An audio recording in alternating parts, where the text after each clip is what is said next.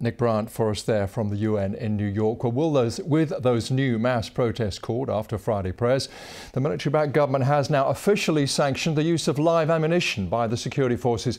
So what next? With me now is the writer and journalist Rachel Shabi, who specialises in the Middle East. Rachel, very good to talk to you. I mean, as Jeremy said, our Middle East editor said in his piece, there is plenty of support for the assault on the Muslim Brotherhood, but the Brotherhood has plenty of support. No one would want to wish more suffering on the Egyptian people, but the protests after Friday prayers look to set the stage for something very bad, don't they?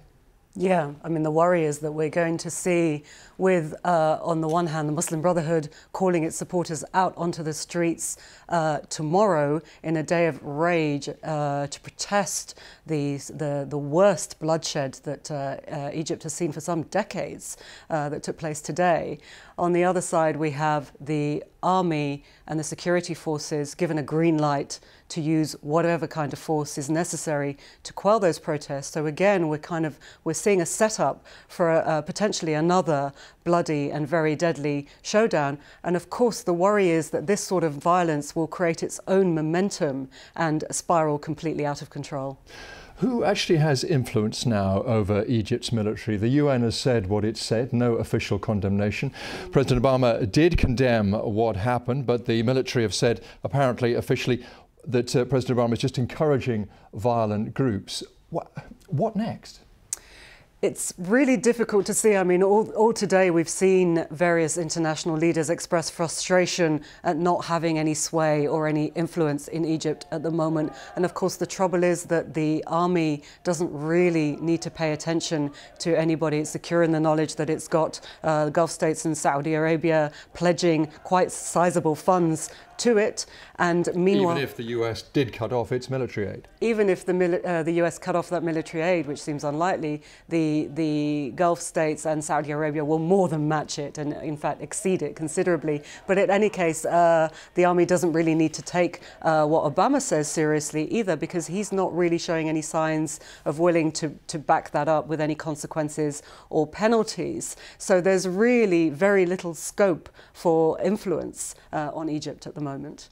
One of the people that we were talking to in the piece there said, why will Egyptians believe in democracy anymore? I mean, elections look a long way off, but does anyone think the Muslim Brotherhood would be allowed to win another election, which they probably would, might well do if there was one held, as they did the last?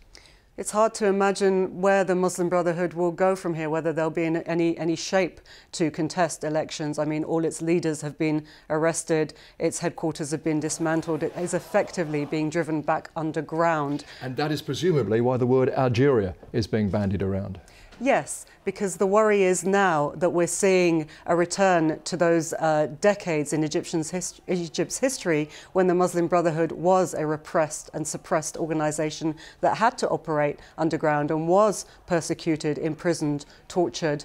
And for Egypt, there's a very real worry that the Brotherhood will be driven into that situation again. Within the meantime, apparently, the Christians in the midst of all this, churches being burned, and nobody's stopping that at all.